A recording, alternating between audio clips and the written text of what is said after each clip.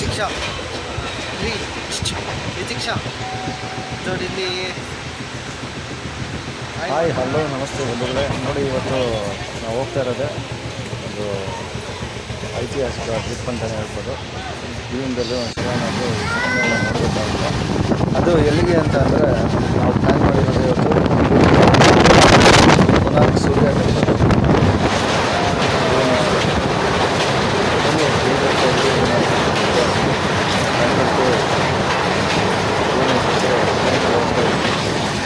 ದಾರಿ ಬೇರೆ ಕೂಡ ಅದಕ್ಕಿಂತ ನಾನು ನೋಡಿ ನನಗೆ ಫಸ್ಟ್ ಟೈಮು ಈ ಥರ ಹೋಗೋದು ಫುಲ್ ಎಂಜಾಯ್ ಮಾಡ್ತಾ ಇದ್ದಾರೆ.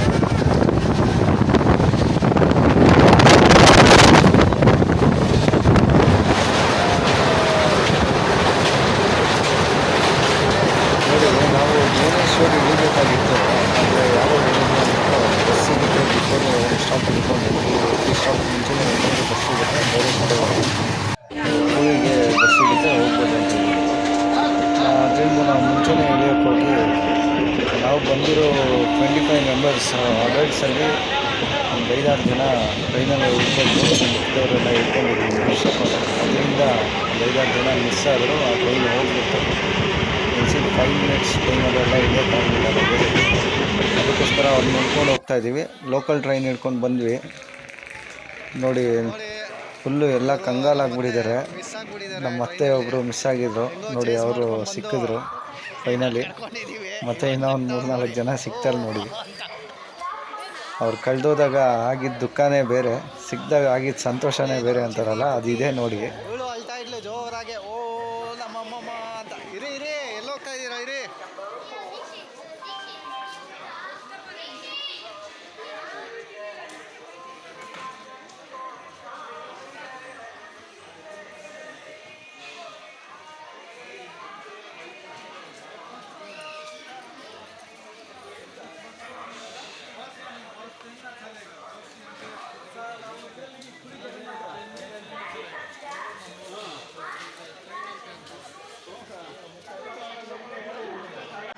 ನೋಡಿ ಇವರು ಜೊತೆಯಲ್ಲೇ ಮಿಸ್ ಆಗಿದ್ರು.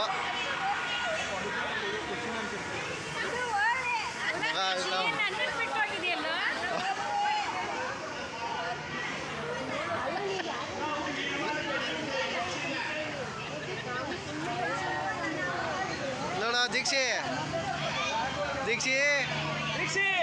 ನಮ್ಮಮ್ಮ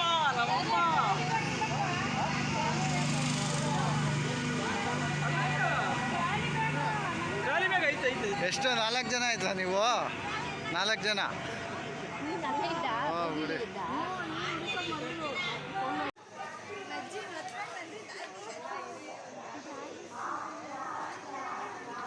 ನೋಡಿ ಫೈನಲಿ ನಮ್ಮವರೆಲ್ಲ ಬಂದರು.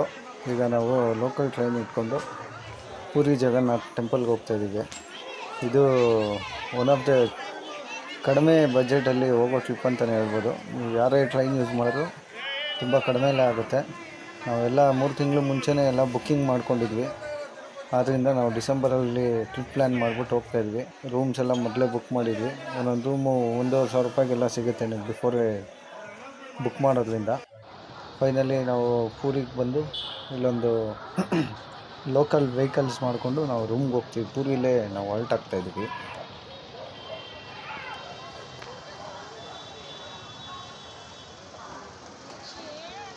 ನೋಡಿ ನೀವು ಪೂರಿ ರೈಲ್ವೆ ಸ್ಟೇಷನಿಂದ ಸುಮಾರು ಲೋಕಲ್ ಆಟೋಸ್ ಆಗಲಿ ವೆಹಿಕಲ್ಸ್ ಆಗಲಿ ನಿಮ್ಗೆ ಸಿಗುತ್ತೆ ಪಿಕಪ್ ಆ್ಯಂಡ್ ಡ್ರಾಪ್ಗೆ. ಅದು ನೀವು ಮಾತಾಡ್ಕೊಂಡು ಹೋಗ್ಬೋದು. ಅಷ್ಟೇ ಇಷ್ಟೇ ಅಂತ ಫಿಕ್ಸ್ ಆಗಿರಲ್ಲ. ನೀವು ಬಾರ್ಗೇನ್ ಮಾಡಿಕೊಂಡು ಎಷ್ಟೋ ಒಂದು ಅಂದಾಜು ಮೇಲೆ ಹೋಗ್ಬೋದು. ನಾವು ರೂಮ್ಗೆ ಹೋಗಿ ಮಾರ್ನಿಂಗ್ ಎದ್ದು ಫ್ರೆಶಪ್ ಆಗಿ ನೋಡಿ ಬೆಳಗಿನ ಜಾವ ನೀವು ಪೂರಿ ಜಗನ್ನಾಥ್ ಟೆಂಪಲ್ನ ವಿಸಿಟ್ ಮಾಡಿದ್ರೆ ತುಂಬ ಒಳ್ಳೆಯದು.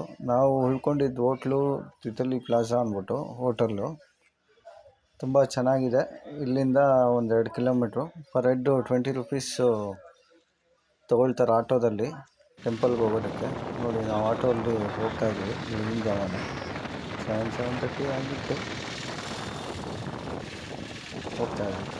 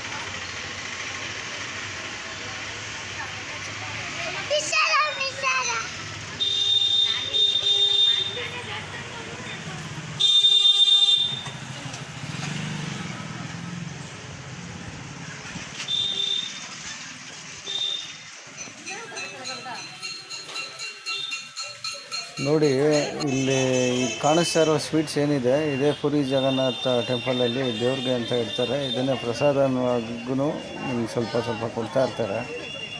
ಇದೇ ಫೇಮಸ್ ಇಲ್ಲಿ ಸ್ವೀಟ್ಸು. ಒಂದ್ಸಲ ಬಂದರೆ ಟ್ರೈ ಮಾಡಿ, ತುಂಬ ಚೆನ್ನಾಗಿರುತ್ತೆ. ನೋಡಿ ಅಲ್ಲಿ ಕಾಣಿಸ್ತಾ ಇದೆಯಲ್ಲ ಅದೇ ಗೋಪುರ, ಅದೇ ಮೈನ್ ಇವಾಗ ಟೆಂಪಲ್ಗೆ ನಾವು ಹೋಗ್ಬೇಕಾಗಿರೋದು. ಇಲ್ಲೇನಪ್ಪ ವಿಶೇಷ, ನಾನು ಕ್ಯೂವಲ್ಲೇ ಹೋಗ್ತೀನಿ ಮಾಡ್ತೀನಿ ಅಂದರೆ ತುಂಬ ಲೇಟ್ ಆಗುತ್ತೆ. ಇಲ್ಲಿ ಪಾಂಡ ಅಂತ ಇರ್ತಾರೆ ಪೂಜಾರಿಗಳು, ಅವ್ರ ಮುಖಾಂತರ ಸ್ವಲ್ಪ ಅಮೌಂಟ್ ಮಾತಾಡಿಕೊಂಡು ಹೋದರೆ ತುಂಬ ಬೇಗ ದರ್ಶನ ಆಗುತ್ತೆ. ಅಂದರೆ ಒಳಗಡೆ ಮಾತ್ರ ನೀವು ಹಾಗೆ ಹೋದರೆ ಇಲ್ಲ ಪಾಂಡ ಜೊತೆ ಹೋದ್ರೂ ಅವರು ಒಂದು ಲೆವೆಲ್ಗೆ ಕರ್ಕೊಂಡೋಗಿ ಬಿಡ್ತಾರೆ. ಅಲ್ಲಿಂದ ತುಂಬಾ ರಶ್ ಇರುತ್ತೆ, ಯಾವುದೇ ಕ್ಯೂ ಇರೋದಿಲ್ಲ, ತುಂಬ ತಳ್ಳಾಟಗಳಾಗುತ್ತೆ. ಸಣ್ಣ ಮಕ್ಕಳು ವಯಸ್ಸಾದವರು ಬರೋ ಆಗಿದ್ರೆ ಒಂದು ಸಲ ತುಂಬ ಯೋಚನೆ ಮಾಡಿ ಬನ್ನಿ. ಒಳಗಡೆ ಅಂತೂ ತುಂಬ ತಳ್ಳಾಟ ಇರುತ್ತೆ. ನೋಡಿ ಎಷ್ಟು ಜನ ಇದ್ದಾರೆ ಬೆಳಿಗ್ಗೆನೆ.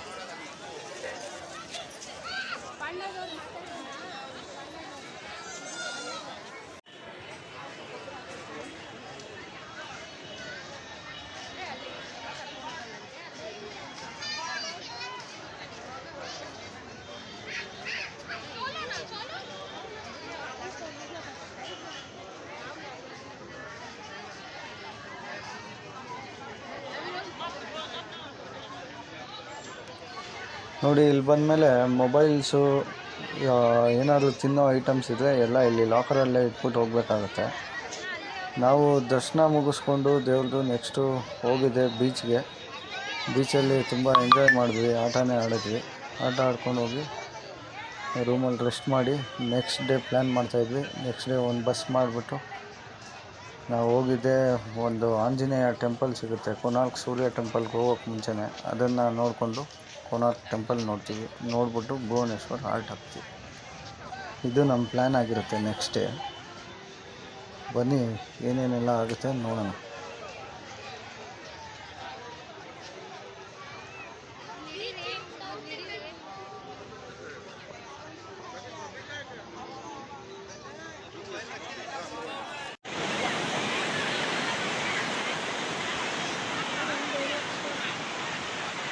ಲಿತಿ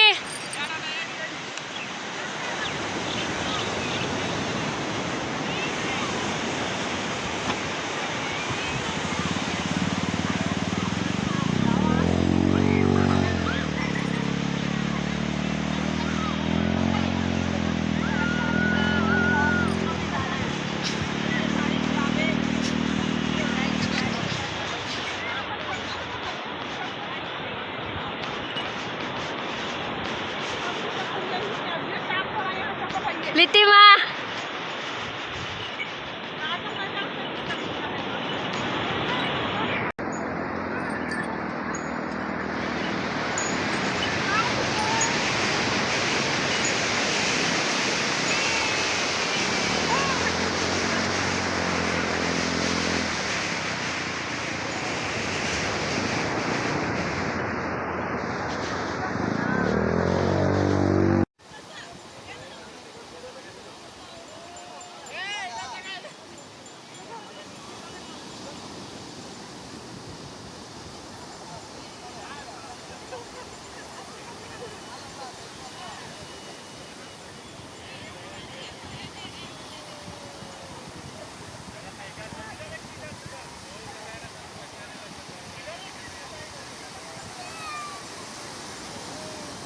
ನೋಡಿ ನಾನು ನನ್ನ ಮಗಳು ಬೀಚಲ್ಲಿ ಒಂದು ಸ್ವಲ್ಪ ಎಂಜಾಯ್ ಮಾಡಿ, ಅವಳು ಇನ್ನೂ ಆಟ ಆಡಬೇಕು ಅಂತ ಇದ್ಲು. ನಾವು ನೆಕ್ಸ್ಟು ಹೋಗ್ತಾ ಇರೋದೇ ಅವಳನ್ನ ಬೌನ್ಸಿಂಗ್ ಇದಕ್ಕೆ ಕರ್ಕೊಂಡೋಗಿ ನೈಟ್ ಆಗಿತ್ತು. ಅದಕ್ಕೆ ಅವಳು ತುಂಬಾ ಎಂಜಾಯ್ ಮಾಡಿದ್ರು. ಅಲ್ಲೇ ಲೋಕಲ್ ಶಾಪ್ಸ್ ಇರುತ್ತೆ, ನಿಮ್ಗೆ ಏನಾದರೂ ಫುಡ್ ಬೇಕು, ಕಾಫಿ ಟೀ ಏನೇ ಬೇಕು ಅಂದರೆ ಇಲ್ಲೆಲ್ಲ ಲೋಕಲ್ ಶಾಪ್ಸ್ ಇರುತ್ತೆ, ಪರ್ಚೇಸ್ ಮಾಡ್ಬೋದು.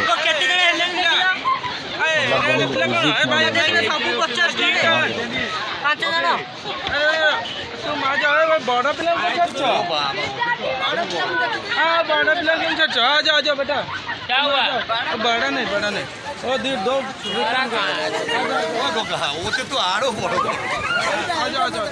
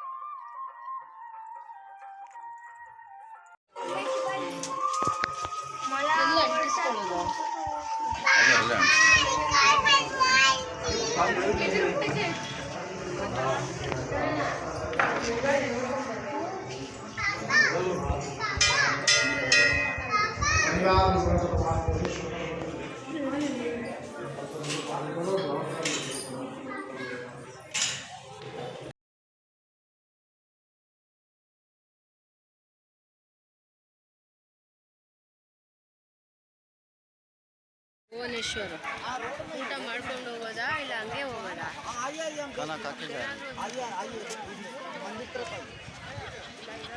ನೋಡಿ, ಈ ಕೊನಾರ್ಕ್ ಸೂರ್ಯ ಟೆಂಪಲಲ್ಲಿ ಕಂಪಲ್ಸರಿ ಎಲ್ಲರಿಗೂ 50 ರೂಪಾಯಿ ಟಿಕೆಟ್ ಇರುತ್ತೆ. ಟಿಕೆಟ್ ಪರ್ಚೇಸ್ ಮಾಡಿ ನಾವು ಮುಂದೆ ಹೋಗಬೇಕಾಗುತ್ತೆ. ದೇವಸ್ಥಾನದಲ್ಲಿ ಯಾವುದೇ ರೀತಿ ಎಂಟ್ರಿ ಇರೋದಿಲ್ಲ. ಆಚೆಗಡೆ ನಿಂತ್ಕೊಂಡು ಎಲ್ಲ ದೇವಸ್ಥಾನ ಸುತ್ತುವರ್ಕೊಂಡು ಹೋಗ್ಬೋದು. ಆಗಿನ ಕಾಲದಲ್ಲಿ 52,000 kg ಇರೋ ಮ್ಯಾಗ್ನೆಟ್ನ ದೇವಸ್ಥಾನದಲ್ಲಿ ಇರಿಸಿದಾರಂತೆ ಆಗಿನ ಕಾಲದ ರಾಜರು. ಆ ಮ್ಯಾಗ್ನೆಟಿಕ್ ಪವರಿಂದ ಆ ಸೂರ್ಯನ ವಿಗ್ರಹ ತೇಲ್ತಾಯಿತ್ತು ಅಂತಲೇ ಹೇಳ್ತಾರೆ. ತುಂಬ ಕಥೆಗಳಿದೆ, ನಾನು ತಿಳಿದಿರೋದ್ರಲ್ಲಿ ಇಷ್ಟು ಹೇಳ್ತಾ ಇದ್ದೀನಿ. ಲೈಫಲ್ಲಿ ಒಂದ್ಸಲ ನೀವೆಲ್ಲರೂ ನೋಡಬೇಕಾಗಿರೋಂಥ ದೇವಸ್ಥಾನಗಳಿದು. ಎಲ್ಲರೂ ಬನ್ನಿ. ದುಡ್ಡಿದ್ದಾಗೆಲ್ಲ ಟ್ರಿಪ್ ಮಾಡೋದು, ವಯಸ್ಸಿದ್ದಾಗ ಟ್ರಿಪ್ ಮಾಡಿ ಬಿಟ್ಬಿಡಬೇಕು.